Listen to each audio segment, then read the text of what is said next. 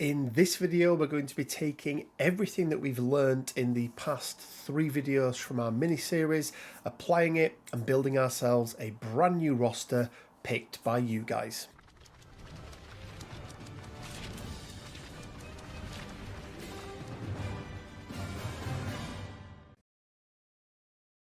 Hey guys, Rich from Richmond Gaming. Hope everyone is doing fantastically well. And before we get into the video, let's address the glasses-shaped elephant in the room. And yes, I have had to start wearing glasses. This is what 25 years of being sat in front of a PC screen, laptop screen, multiple screens for about 8 to 10 hours a day will do. Eventually I had to bite the bullet. I'd been getting really bad migraines over the past couple of months. My partner eventually convinced me that I needed to go and get my eyes tested. I did. I didn't think I needed anything, and there was this moment where I was in my sort of local opticians, and they put the little lenses over my eyes, and the letters in front of me all of a sudden came into high definition. So yep, having to wear them, not all the time, but for close-up work, reading things, that sort of stuff as well. So yes, I think they look okay though. I think I can pull them off. But what are we going to be doing in this video? Well, as you know, over the past 3 MCP videos, we've gone through and we've taken a look at our approach to choosing an affiliation. We have taken a look at our crisis card selection. And then we've also taken a look at our tactics card selection. And we're going to be putting all of that into play, and we're going to be building a brand new roster. But you guys did vote on this. So let's jump over and take a look at the results. We had almost 300 of you, so 278 voted, and it's pretty close between a balanced roster, spider foes, a competitive roster but thematic, and then Captain America, Avengers and Defenders were a little bit further down. So what we're going to try and do is build first of all, we're going to build a Spider Foes roster. We're going to try and keep it balanced so that it can accommodate a number of different situations, different crisis cards, map layouts, so on and so forth. But because it's Spider Foes, I think we can keep it thematic, because they've obviously just had a huge influx of brand new characters. So what we're going to do, we're going to jump over to Cerebro. We're going to build it live now. I've put no thought into this beforehand. So we're going to be going through and applying those rules that we sort of set out. And then we'll take a look at the roster as a whole over on TTS and talk through some different deployment scenarios and things like that. So let's jump over to Cerebro. Okay guys, so we are over on Cerebro. We have built ourselves, or started to build ourselves, a brand new roster, aptly called Spider Foes. And obviously the first thing we want to do is take a look at the characters, and more importantly, the leaders that we have available to us. Now, one of the reasons that I really like using Cerebro are the number of filters that we can apply to here. So let's first of all go to our character selection. This is going to be the list of every character in the game, but if we go down here, we can do a little drop down, excuse me, press affiliations, and if we type in Spider, you can see then that we're going to get a list of all of the Spider Foes characters and quite a few to choose from. And although it's showing 3 leaders on here, we obviously know that Kingpin is the leader of Criminal Syndicate and not Spider Foes. So let's take a quick look then. So first of all, we've got Green Goblin. His leadership is going to be Oscorp weaponry. Once per turn, while an allied character is attacking, during the modify opponent's dice step, it may reroll 1 opposing defense die. So rather than re-rolling your own, you get to re-roll your opponent's. He is a 4-threat character. He's a medium move on a medium base, which is quite nice. He does change quite a lot when he goes to his flip side. So he goes from being a 4-3-3 to a 3-3-5, gets this crazy unstable psyche, and he can no longer interact with or hold objective tokens, but he gets all this extra power. So, that already says to me that, this is a very attrition-based leadership. So let's have a look at Doc Ock and see what leadership he is bringing to the game. So he's bringing Sinister 6, Affiliation, Spider Foes. Once per turn, after an attack targeting an allied character is resolved, if that character is not dazed, it gains 1 power. Additionally, once per turn, when an allied character suffers damage from an enemy attack, after that attack is resolved, it may remove one of the following special conditions from itself: shock, slow, incinerate. So whilst getting extra power can be seen as aggression, I think Doc Ock's is a little bit more balanced. We've got a little bit more control there. We can remove conditions. And the nice thing about this is if it's an attack that actually, let's say it's something like Crimson Dynamo that's going to put the shock onto us, if he does damage as well as putting that shock on, we're going to get a couple of things. First of all, we're going to be able to gain an extra power. So let's say he does 1 damage. We'll also gain the power as well. And after that, a shock is applied, because of the timing rules, that a shock is applied after the attack is resolved. And it also means that we can remove it after the attack is resolved, because we go after the attacking player.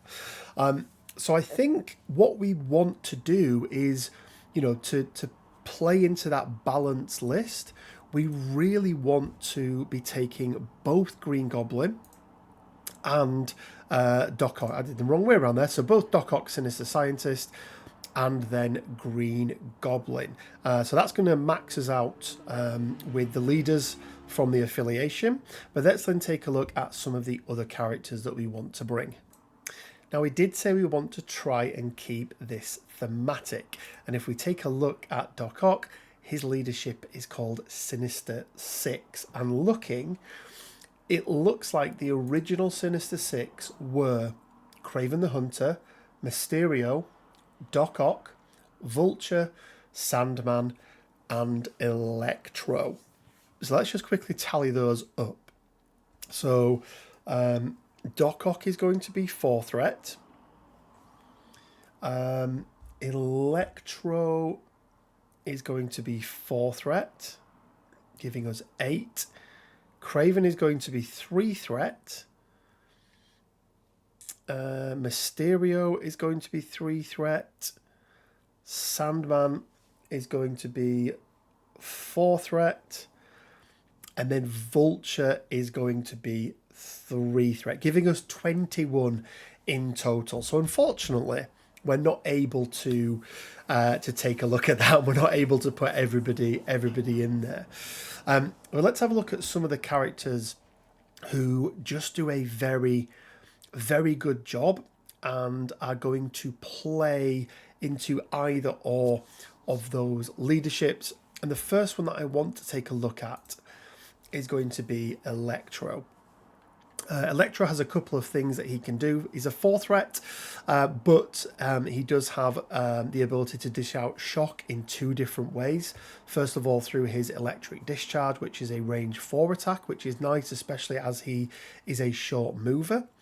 But also as a reactive ability, he's going to be able to use electrostatic, which is very nice. He's also got the live wire reactive ability as well, which is really, really good. So big fan of Max Dillon. So Electro is going to go in there as our first choice, leaving us with just 7 characters left that we can choose from. And let's go a little bit further down. We are missing a couple of things from the Spider Foes. And as you would expect with Spider Foes, they aren't really the big hitters of the world. So they're all 3 and 4 threats. There are no 5 threats and there were no 2 threats in here. But we are going to go through and pick at least a few other spider foes, and then see if there is something else we want to take to kind of fill those gaps. Although with a lot of 3 and 4s, you can be pretty good from that side from a competitive standpoint. Let's take a look at Lizard. Lizard's a 3 cost. He doesn't look like he does much, but he's very difficult to take down. With that 4-3-3 stat line, 6 stamina, he's got healing factor, and he has thick hide as well. He also has an interactive terrain feature or enemy character throw that's size 3. So on a 3 threat, I can see Lizard becoming a bit of a staple for us. So we are going to put Lizard in there as well. And then Mysterio. Mysterio is really going to act as our back point holder.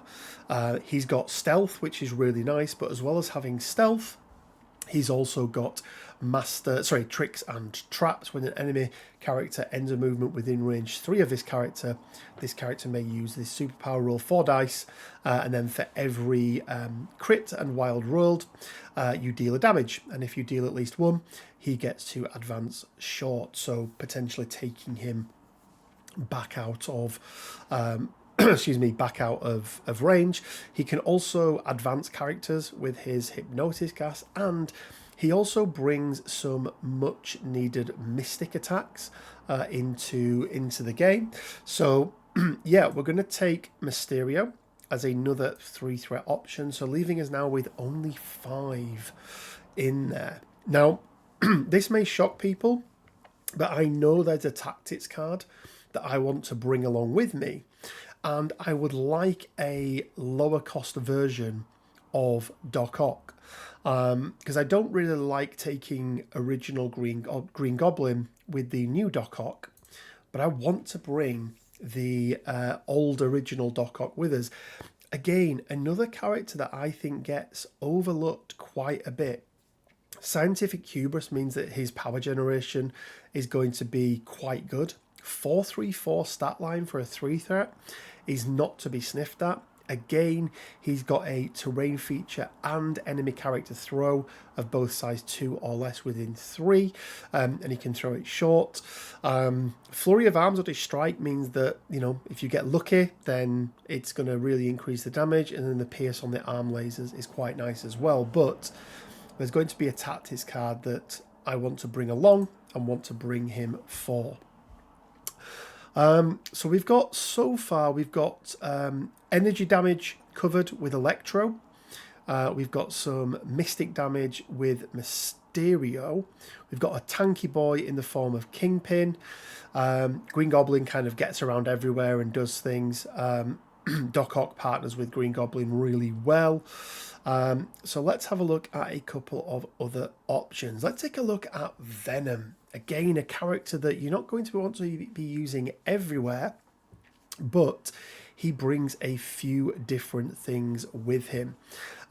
First of all is 7 stamina, which is always nice. 4-2-3 stat line, so his energy isn't quite as good, but he's got some really nice reactive superpowers in the form of so many snacks, which when he takes an attack, he gets to hit them back, which is quite nice. And if he's got enough power, that could be a We Are Venom. So not only is he hitting them back, he is potentially healing himself as well.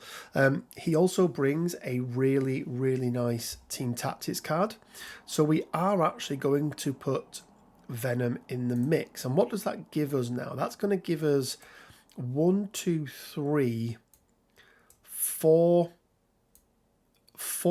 threats, and then 3 threats.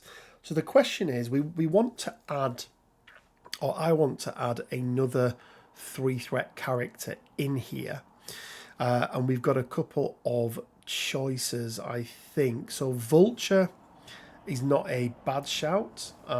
He has a lot of movement shenanigans. He's got a hit and run. He can actually move your opponents around, and he's got that scientific hubris. So again, for power generation, it just helps him with that. He also has his Skyline Hunter does a medium throw. It's omnidirectional, which again is very, very nice indeed. What else have we got as options? Shocker is not a bad option at all. That if the ground is rocking, everyone within range or enemies within range 2 roll 1 fewer dice. You take that and you combine it with shock.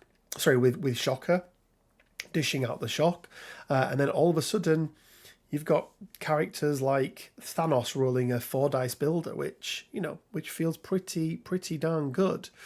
So I actually think Shocker is going to be the one that we take. He's also got a couple of really nice range 3 attacks. Both of his attacks are range 3. He can dish out stun and he can dish out stagger as well. So that's quite nice. There is one other character on here who does a lot of work, and that is going to be Rhino. And he also brings us some really nice balance in the game. Not necessarily on his card themselves, but he does bring some pretty reasonable damage. He's a tanky boy as well. He gets about the board a lot, especially with that range 1 place on Gore. He's also got a size 4 terrain throw, which is never to be sniffed at. But I think we have to take Rhino. I don't think we have an option. We have to take Rhino. So that's now putting us up to 9. And the question then becomes, do we want to take any of the other spider foes? Or is there either a 2 threat or indeed a 5+ threat character that we'd like to bring along with us? And Toad is not a bad shout, but I also really like the idea of a character who could maybe do a little bit of power generation, maybe an advanced R&D. And the reason I say that is, if we take a look at Venom, for example, Web Snare, we can turn on round 1. Who else has got things? Lizard, not quite, but we only need to do 1 damage on that one. Green Goblin has got his hit and run that he can turn on round 1 potentially. Electro has his Ride the Wires that we can turn on round 1. So lots of characters here who would benefit from 1 extra power. And the problem is that none of these characters generate extra power just natively during their turn. So I think what we're going to do is come out of these spider foes for the moment. We're going to take it down to threat, and let's have a look at 2 threat characters, because we are missing some 2 threats. Bullseye is a very, very good shout. Plays into the attrition side quite well.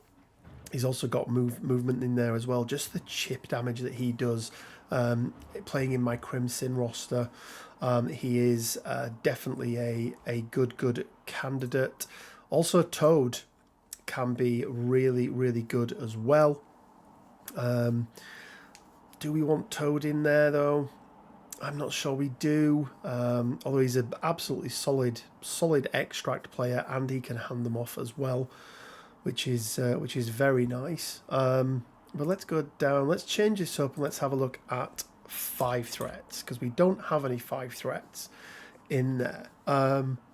So who have we got? So Angela for the extract play can be very, very nice, as can Amazing Spider-Man. So Amazing Spider-Man has a long move, which means he can get to a central objective, which really ticks that box of extract play for us. And he also has Witty Banter, which will double down the amount of dice that we're able to roll on our opponent. He's also got great movement. He's got great power generation. He's very difficult to take down. So I really think he could be a contender for it. But let's scroll down here. Ghost Rider's a firm favourite of mine, but not really going to be somebody that we want to play too much. Shadow King is interesting. Now, Shadow King does gain an extra power. He also brings some Mystic, and he also has some quite a nice tactics card that he can use as well. Is Shadow King in there for? He also dishes out Root on his mental shackle, which is not to be sniffed at. I really like the idea of Shadow King, guys. Yeah, I think we might be going with Shadow King. And again, these develop and these change as we go through. But let's put Shadow King in there for the moment. So that's going to give us 1, 2, 3, 4, 10 characters. Now let's have a look through and see if we are missing anything. And let's have a look at our threat distribution. We do have 1, 2, 3, 4, 5.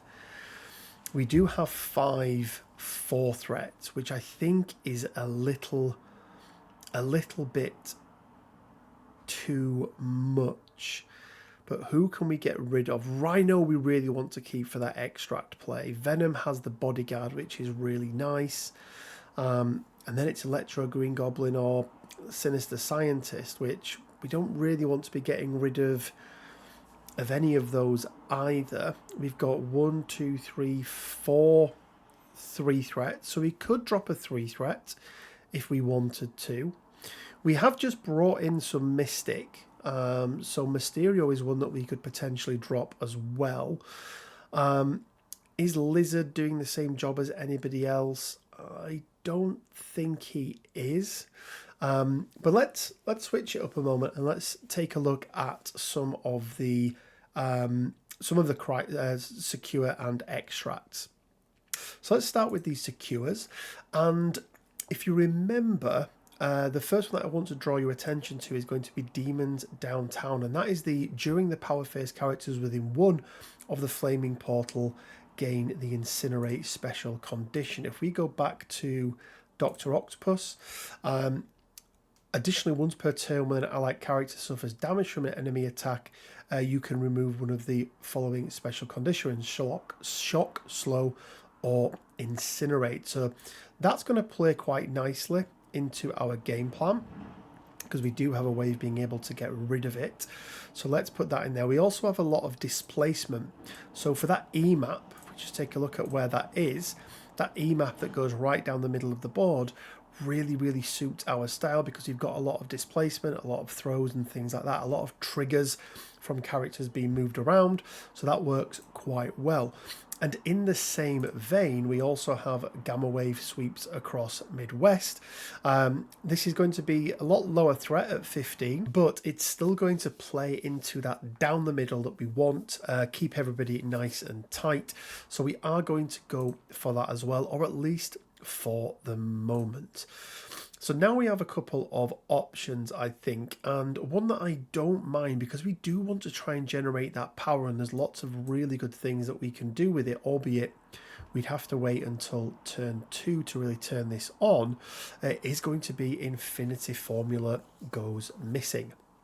So this is the B map, so it is a little bit more spread out, but we've got a good number of characters that we can have on each point. And when we get to a tactics card that I'm going to show, that could really help us. So we're going to put that in there again for the moment. So let's then go down to look at our extracts and what we want to be able to do. Well, we know that we've got characters that are going to be doing quite a lot of damage. And we know that we are going to be hopefully be able to overwhelm our opponent and have more models on the board. So I think one of the things that we want to go for is going to be Fear Grips. And that's actually going to take me back in, do we have an extract play? So we're going to put Fear Grips in. purely because I just really, really like this card. Being able to do more damage is always good. But actually, we are going to go back and take a look at our characters and see if we do have a play in there to be able to pick up one of those fairly easily. Research station attacked. Again, it keeps the points lower. And again, we've got a tactics card that if our opponent decides to bring 2 or 3 just big characters, well, there is a thing that we can do on there. So we are going to take research station attacked as well. And then we've got a couple of choices. Struggle for the cube is pretty good. We've got some good cube holders that can do a really good job on that. Deadly Legacy Virus Cured is also not bad as well, because you've got multiple ways of being able to get assets from one character to another. And actually that could work out quite well. But I think what we're going to do is we are going to go for Struggle for the Cube. So it is going to be an F map.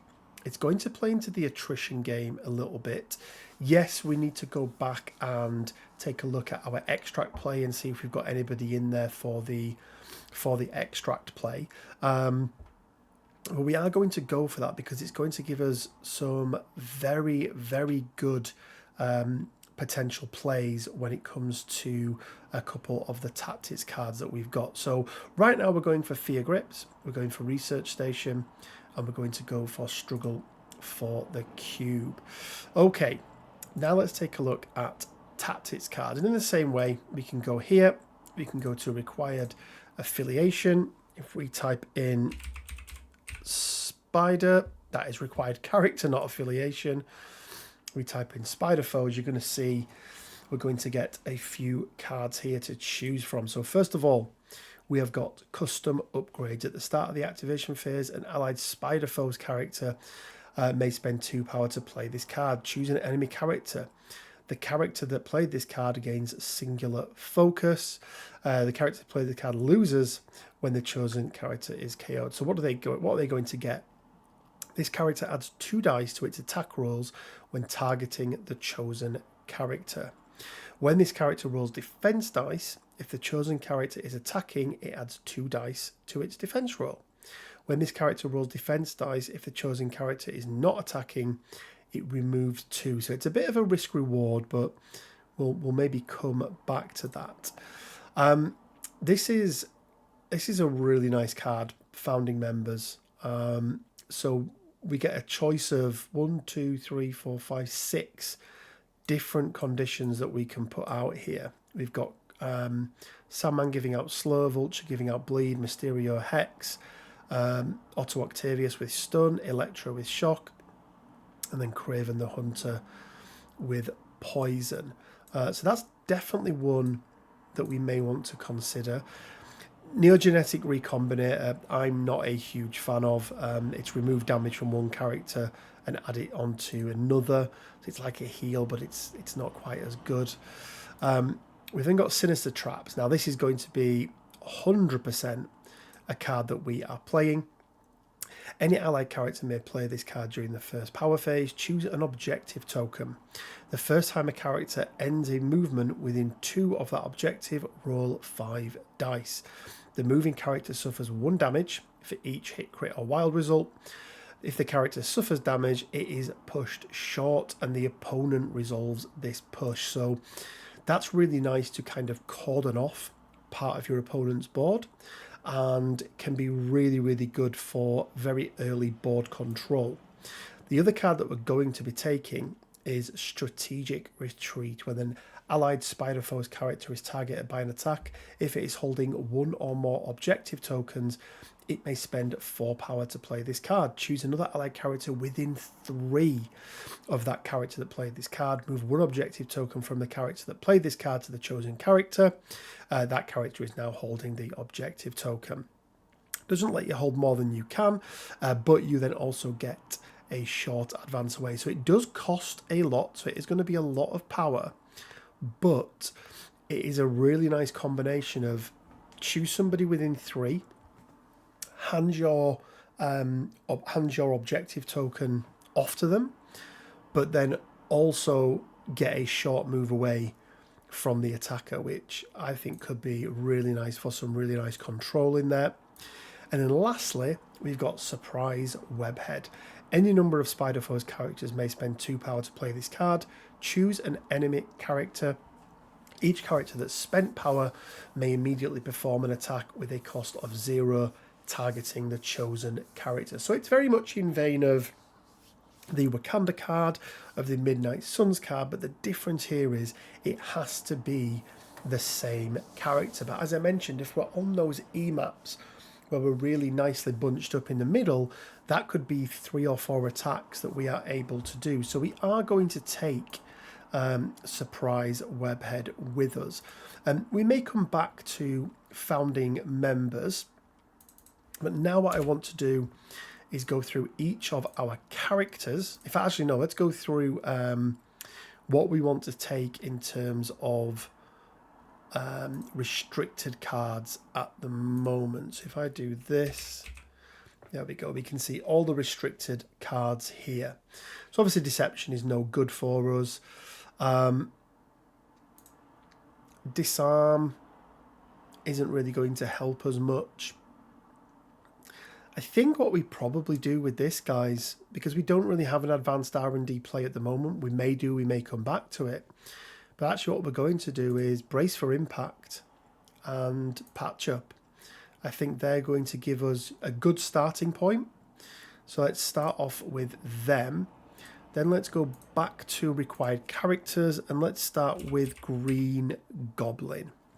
So we've got a card here, and it's the reason why I wanted to take Dr. Octopus, because Dr. Octopus, Sinister Scientist, Mad Scientist, whatever his name is, he can't use this card, but well-laid plans. Green Goblin and Dr. Octopus may spend 3 power each to play this card.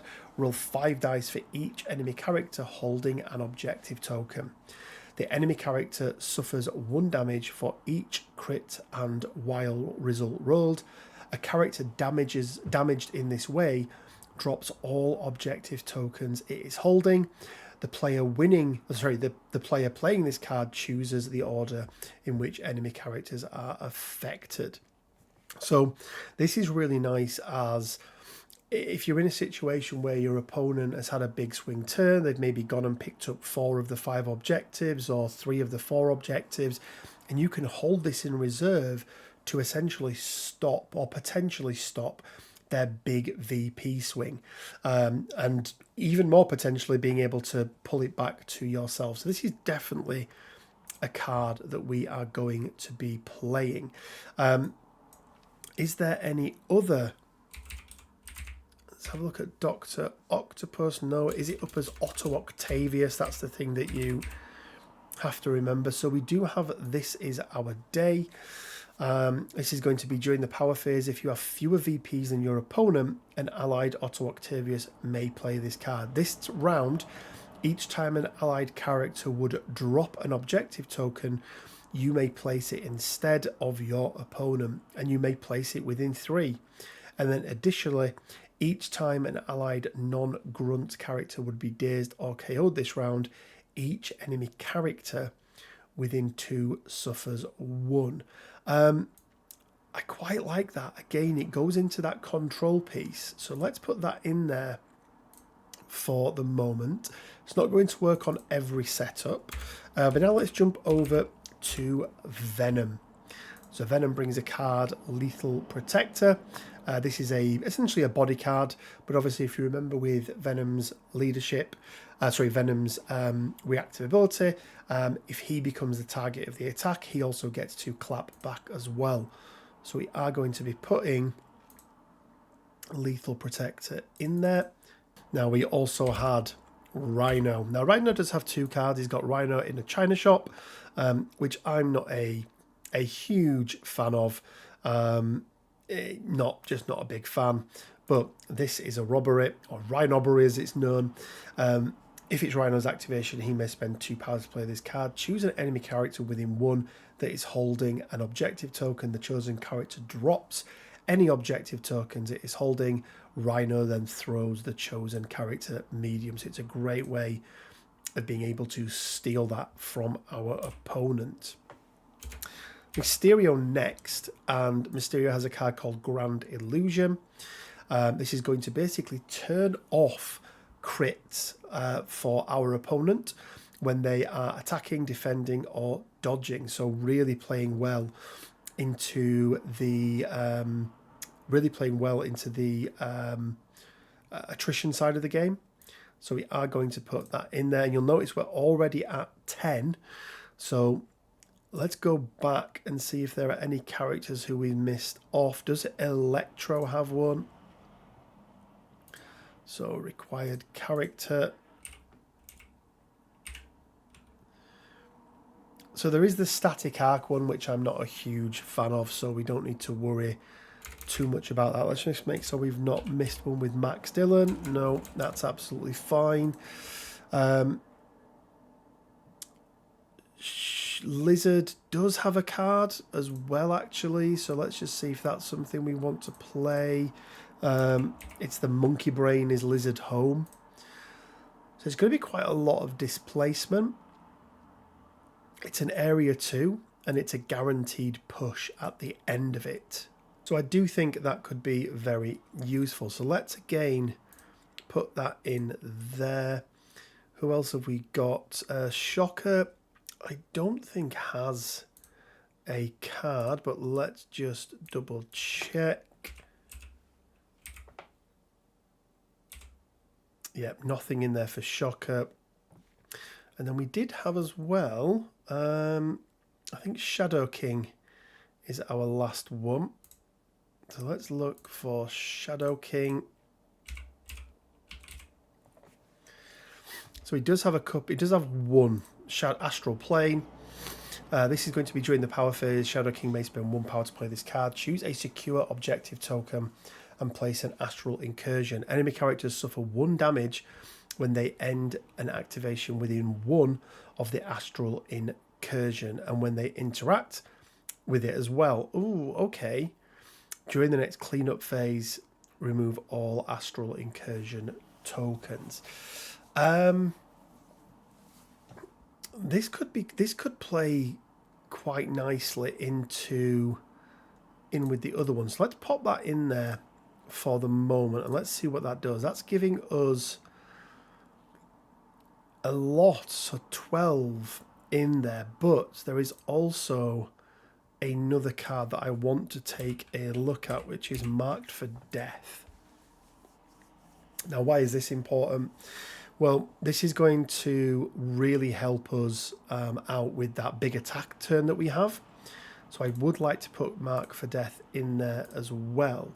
But that does leave us with 13 cards. So we need to trim some of the fat out here. But before we do that, I want to move back over to this side and take a look at other characters that we want to bring, because we've got some extracts here that we really, really need. Fear Grips and Struggle for the Cube.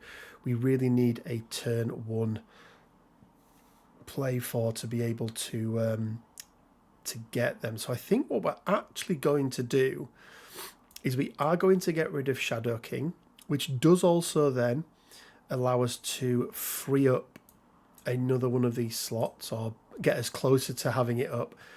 And I think we're going to go back and take a look at those 5 threats. And I think we are going to go with Amazing Spider-Man. I just think he's going to do quite a lot for us. He's got the place, he's got Wall Crawler, he's got Master Spider Sense, so again he's going to be getting good power generation as well. And then Witty Banter, allowing us to, if an enemy character within 3 of this characters is attacking an allied character, this character may use this superpower during the modify opponent's dice step of the attack. You may reroll 1 die in the attack roll. And it only costs 1 power for 1. So I think we are going to go for Amazing Spider-Man in there. Now, let's again go back. What does that do to our cards? Are there tactics cards that you want to take for Spider-Man. There is a Spider-Man and Venom team-up card called Uneasy Allies. During their activation, when Spider-Man or Venom targets an enemy character with an attack that is within 2 of the other allied character, both characters may suffer 1 damage to play this card. Add 3 dice to the attack roll. It's not very good. Let's just check on Peter Parker. Go get him, Tiger. So this is going to be when an allied Peter Parker dazes or KOs a non-good enemy character, he may spend 2 power to play this card. If Peter is holding an objective token, he may remove up to 3 and 1 special condition. If he's not securing an objective token, he may advance short. That's a really nice card. And, you know, Peter does have the ability here to do some damage. We've also got Cleanup, but that's going to be an Agent Venom card. So not really something that we can take. But I don't mind Go Get 'em Tiger. So this leaves us in a position now where we have 1, 2, 3, 4, 5 4 threats, 1 5 threat, and 1, 2, 3, 4 3 threats. So we still don't have a 2, but we've got a good mix or a good number of 3 threats in there. But we do need to trim out some of these. Well, let's have a look at character specific cards first, because we want to keep Brace, and we do indeed want to keep Patch Up. Sinister Traps is an absolute must take. Strategic Retreat, whilst it's very good, it's going to cost a lot, so I think that's one that we could potentially get rid of. Surprise Webhead we do want to keep, especially for those really closed in maps, which means we also want to keep Marked for Death as well. Well-Laid Plans, I really like to take that with us. This is our day. Let's get rid of This Is Our Day. I think that's a card that can go. Monkey Brain is Lizard Home as well. I think it's probably the weakest of the ones that we've got. So that does leave us on 11. So we do need to get rid of 1. So it is probably going to be the Peter Parker card. So what does that leave us with? We've got Sinister Trap, Strategic Retreat, Surprise Webhead, Brace and Patch Up, Well-Laid Plans, Lethal Protector, This Is a Robbery, Grand Illusion, and Marked for Death. Which, yeah, I do not mind one bit. So what we're going to do now, guys, is we're going to take this, we're going to put it into TTS. And we'll go through and take a look at all the cards and maybe some potential combinations that we have got. Okay then, guys, so here we go. In no particular order, I suppose alphabetically, we have got Amazing Spider-Man. He's going to be our extract play. Doc Ock, Sinister Scientist, as one of our leaders. Original Doc Ock to partner with Goblin. We've then got Electro. We've got the aforementioned Green Goblin, our second leader. We've got Lizard, we've got Mysterio, we've got Rhino, we've got Shocker, and we have got Venom. So the first thing I like to do is take a look at what my sort of 17 threat looks like. And we do have a few options here. If I zoom out so you can see that threat level up at the top there, it makes it a little bit easier. So let's say we want to play Green Goblin. So we can take Green Goblin at 4. We can take Doc Ock. That's going to give us 7. And then we have a few options. So what it's probably going to be is a 3 threat. So let's just say for this example, let's take Mysterio. And then we can take another 3 threat and a 4 threat with us. So maybe Lizard, and then maybe a Rhino, or even a Venom, or even a Venom or something like that, which is quite nice. But let's take a look at some of our other cards that we've got. So Demons Downtown. We've already said that Demons is probably going to be a Doc Ock list. Let's say that it is at 19. So we can start with Demons. Now, Demons is going to be quite close up. So I like the idea of Electro. because he has got his reactive live wire, and he can also dish out shock as well, which is really, really good. Lizard, I think, again, is just going to be a solid 3-cost option in most lists that we are putting together. And then we've got a couple of choices. So we can go with 2 4 threats. So we could take Rhino and Venom, for example. Now, the problem with both Rhino and Venom is that they do have a stat line of 2, which when they are incinerated would take them down to 1. So, you know, we've got other options as well. Let's say that we had a combination of demons downtown and we wanted the extract play as well. So we can use the extract play. This is where Peter Parker could come in, and then we could take one of the other 3 threats. Again, I quite like the idea of taking Shocker. That map is quite tight. Shockers, if the ground is rocking, is going to affect a number of different characters. So lots of options there. 15 threat is quite interesting. I feel like at 15 threat, again, depending on what the extract is, if it's Gamma Wave and then Researcher, it's 100% going to be Doc Ock. If it's anything else other than Researcher at 15... Oh, I did not mean to do that. Let's close the roster and bring it back out. There we go. If it's going to be anything other than Researcher, I think then we probably do still want to go with Green Goblin. So Green Goblin's coming in at 4, and then Doc Ock taking it up to 7. And then we could put in a Mysterio as a really nice back point holder on that Gamma Wave. And then we'd probably go with a Peter Parker, or even if we didn't want to take a Peter Parker, we could then go with somebody like a Venom and an Electro, and I do quite like that. If we then combine that, we've got 4 characters there, all with pretty good 0-cost attacks. If we then take a look at the card, where are we?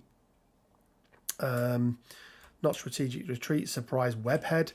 Each of them spending 2 power and being able to make an attack is quite nice indeed, because that is only going to be Spider-Foe's characters. Yeah, that is only Spider-Foe's characters. So yeah, I think this roster, what I typically do at this point then is I go, okay, here is my roster, this is my starting point. And this next part we didn't really cover in any of the videos, but it's, you know, you shouldn't ever remain static with your rosters. You should always be looking at characters that you haven't played, characters that you want to play but couldn't quite do what you wanted them to do. Is there something missing from your list? You know, I could have 2 or 3 games with this and decide, actually, ASM isn't working, let's swap him out for somebody else.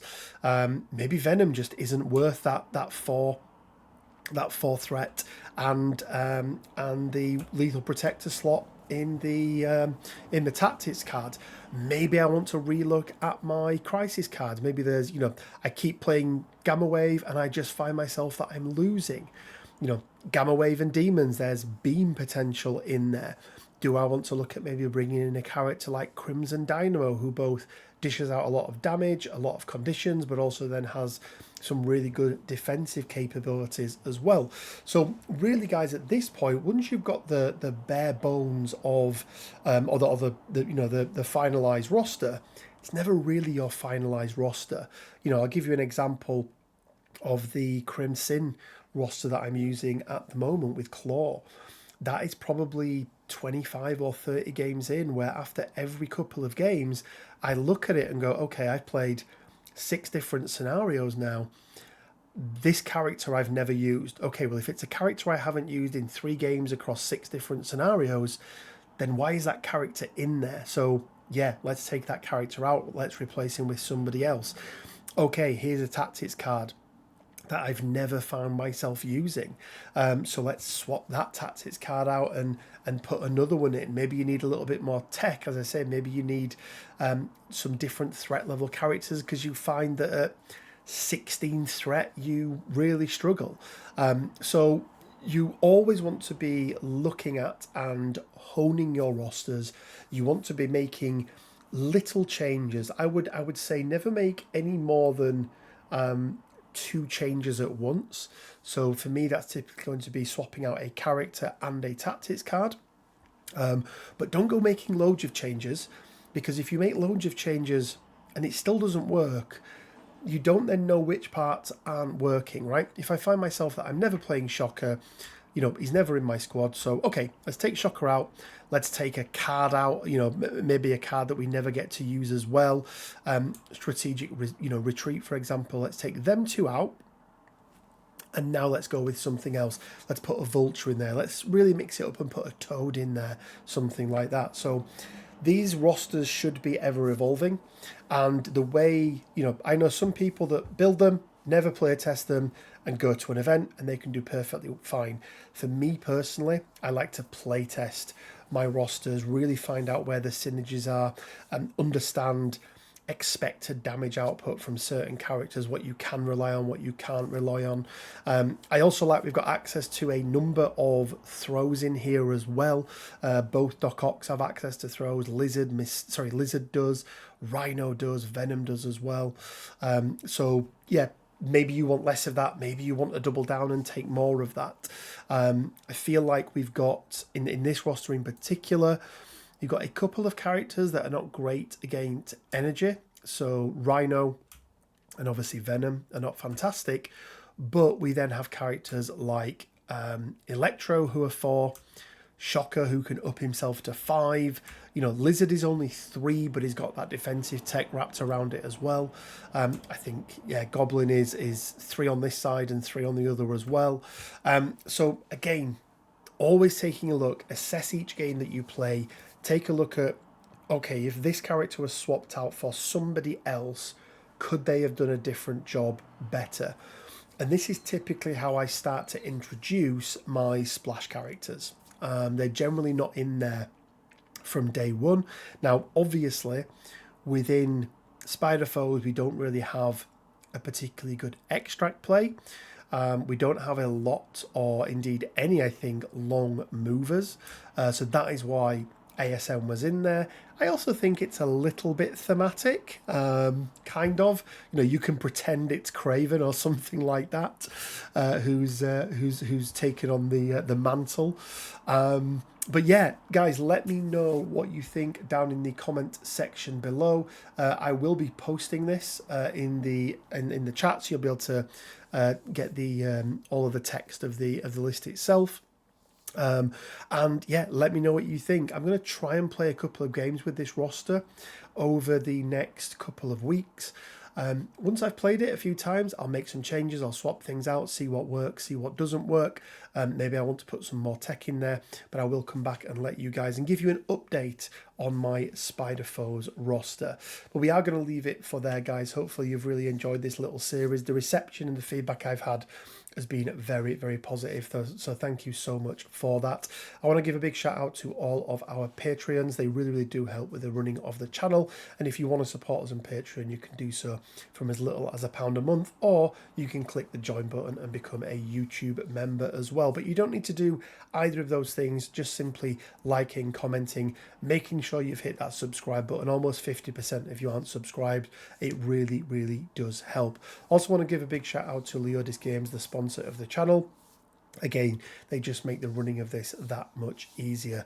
Make sure you head on over to Discord to check us out. Also, make sure you check out all of the upcoming GTs that we have got happening in the UK, kicking off with Sheffield on the 13th of July. You'll find a link down in the description below to get your tickets. There's only a handful left, so do make sure you get your tickets sooner rather than later. It's going to be a 2-day event, a full GT, and it is fully sponsored and supported by AMG. So we've got some absolutely amazing price support and swag to give you guys. We're going to leave it for there, and as always, it leaves me with just enough time to say stay well, keep safe, and until next time, bye for now.